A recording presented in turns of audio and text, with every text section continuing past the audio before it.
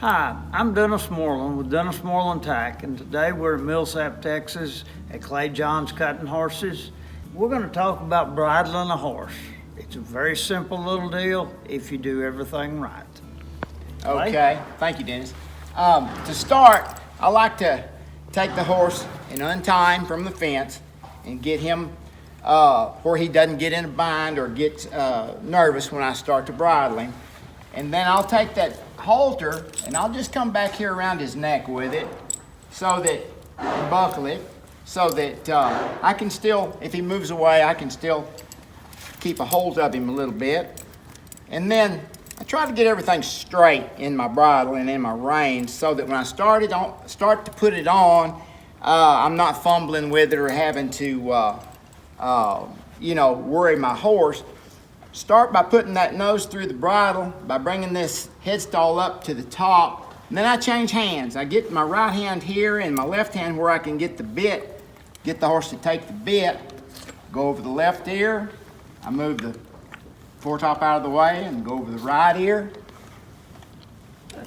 just like this. And then I check the fit to see if my headstall is adjusted the way I want it. I need to be able to lift it up off the top of his head, maybe enough to get my thumb under it real good, a little bit more. And then I look to see how far in the corners of his mouth it is. And then I come back to my curb and I try to determine how quick my release and my pull are on this curb. I like to adjust it so that it's not tight, not touching him, and as long as there's no tension on the reins, it goes free down and hangs well.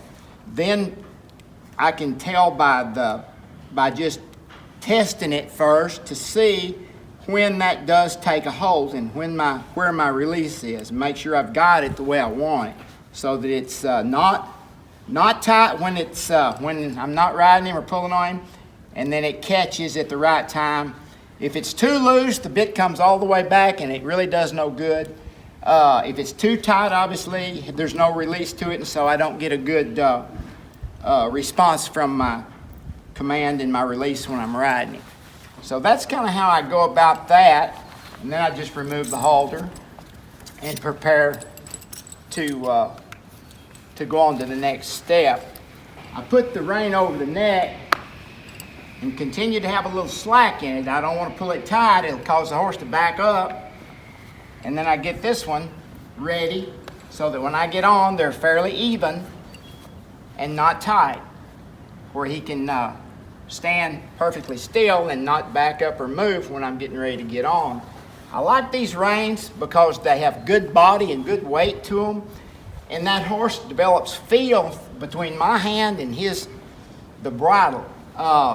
The quality is such in these reins to where these reins will last many years, and I've got some that are probably 25, 30 years old, and I still use them today. I've got a lot of bridles that I use.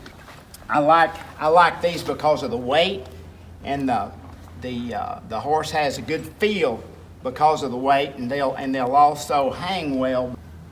And they have a heavy tail on them to give balance out of the back of your hand. It's all about feel and communications with the horse. Absolutely.